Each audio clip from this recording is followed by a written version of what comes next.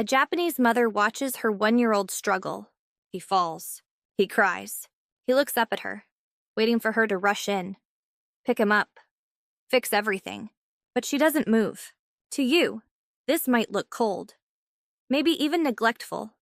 But to her, this is one of the most powerful gifts she can give his developing brain. Because in that tiny pause, something invisible is happening. The child is learning, I can try again. And that one belief may shape more of his future than any toy, app, or expensive preschool ever could. Here's what I find fascinating. Japan has been known for generations as a country of discipline, focus, and high academic performance. But the real secret doesn't begin in the classroom. It begins much earlier. In the crib, in the kitchen, in the bath, in the way a parent responds before a child even has words. In the next few minutes, I'm going to walk you through 4 Japanese parenting habits that researchers believe may help shape calmer, sharper, more independent children. And I'll be honest, the last one is the hardest for most parents.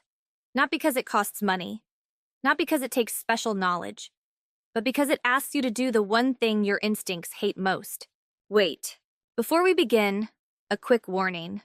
Some of these habits may sound strange to Western ears. I'm not asking you to copy everything. Every family, every culture, every child is different. But I do want to show you the deeper principle behind them, because sometimes what looks unusual from the outside makes perfect sense when you understand the brain. The first habit is something the Japanese call skinship. It means closeness through physical contact. Many Japanese mothers bathe with their babies. They carry them close. They sleep near them for years. In many homes, a young child is not pushed away too early in the name of independence. And here's where modern parenting often gets confused. We think closeness creates weakness, but a baby's nervous system learns safety through closeness. When a baby is held, carried, touched, and comforted, the body is not just receiving affection, it is receiving data. The brain is learning. The world is safe enough for me to grow. That matters because a baby cannot regulate stress alone. The parent's body becomes the first nervous system the child borrows. A warm chest, a steady heartbeat, a familiar smell, a calm voice. These are not small things. They are the first language of safety. Research on early physical closeness has linked skin contact with healthier stress response, stronger emotional regulation, and better cognitive development later in childhood. But what I love about the Japanese approach is that it does not treat this like a technique. It treats closeness as normal, not as spoiling, not as weakness, not as something to rush away from. And this is the first quiet lesson Japanese parenting teaches. Before a child can become independent, he has to feel deeply connected. Because independence built on fear becomes armor, but independence built on safety becomes confidence.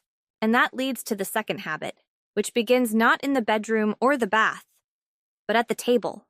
Japanese babies are often introduced to real food early, not just sweet purees, not only bland rice cereal, but small tastes of real savory food. Miso broth, soft white fish, tofu, seaweed, steamed vegetables. Of course, every country has its own medical guidelines, and parents should always follow their doctor's advice. But the deeper idea here is powerful. The child is not treated like someone who can only handle fake food. The child is slowly welcomed into the real food culture of the family, and that changes more than taste. It changes expectation. A baby who only meets sweetness may learn to chase sweetness. But a baby who meets bitter, salty, soft, warm, simple, complex flavors early learns that food is not entertainment. Food is nourishment. Food is rhythm. Food is belonging. And in Japan, that first spoon is not just feeding the stomach. It is educating the brain. And once food becomes part of belonging, something else begins to matter just as much. Language. Because Japanese parenting is not only about what enters the child's mouth, it is also about what enters the child's mind. There is a Japanese approach called katari kake ikuji, which loosely means narrating childcare. A mother is changing a diaper, and she talks through it. I'm going to lift your legs now. We're going to clean you gently. The water is warm today. Listen, it's raining outside. To an adult, this can look unnecessary. The baby cannot answer. The baby cannot hold a conversation. So why speak in full sentences to someone who barely understands? But that question misses the point. The baby is not learning only the meaning of words. The baby is learning rhythm, tone, pattern, attention. The brain is building a map of human communication before the child can speak back. In many homes, adults talk down to babies. They use silly sounds, broken phrases, or empty words because they assume the child is not really listening. But the Japanese style keeps something very important: warmth. It does not remove tenderness. It removes the dumbing down. And this is where the lesson becomes bigger than language.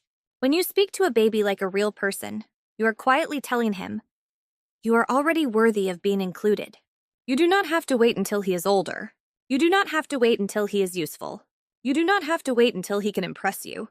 He belongs now. And research in child development has shown again and again that early word exposure matters. The number of words a child hears in the first years of life can shape vocabulary, attention, and later learning. But here's the part that most people miss. It is not just about talking more. It is about talking with respect. Because the child who hears real language early does not just gain words. He gains a place in the human world. And when a child is given closeness, real nourishment, and real language, the final habit becomes possible. Responsibility. This is the part that makes many parents uncomfortable. Because in Japan, children are often trusted with real tasks much earlier than many Western parents would expect. A toddler puts his shoes away. A small child carries a grocery bag. A 3-year-old pours water, wipes the table, or helps prepare a simple meal. And to many parents, the first thought is, he's too little. He'll spill it. She'll make a mess. It's faster if I just do it. And yes, it is faster. But faster is not always better. Because every time we do something for a child that he is ready to try, we may save 30 seconds. But we steal one small chance for competence. That is the quiet power of Japanese parenting. The goal is not to make childhood harder. The goal is to let the child feel, I can contribute. There is a famous Japanese show called My First Errand, where very young children are filmed doing simple errands for their families. To many people, it looks shocking. But the deeper lesson is not that every child should walk alone through a city. The lesson is that children grow when adults trust them with real life, not pretend responsibility, real responsibility. Something small enough to be safe, but big enough to matter. And this is where the whole philosophy comes together. The child is held close, so his nervous system feels safe. He is fed real food, so his body learns nourishment. He is spoken to like a person, so his mind learns belonging. And then he is given responsibility, so his spirit learns dignity. Maybe the smartest children are not the ones pushed the hardest. Maybe they are the ones trusted the earliest. So tonight, don't try to change everything. Just choose one thing. Hold your child a little closer. Speak one real sentence instead of empty baby talk. Let them help, even if it takes longer. And if this made you rethink one parenting habit, write in the comments which one surprised you most. Because sometimes, the smallest thing you stop controlling becomes the biggest thing your child learns.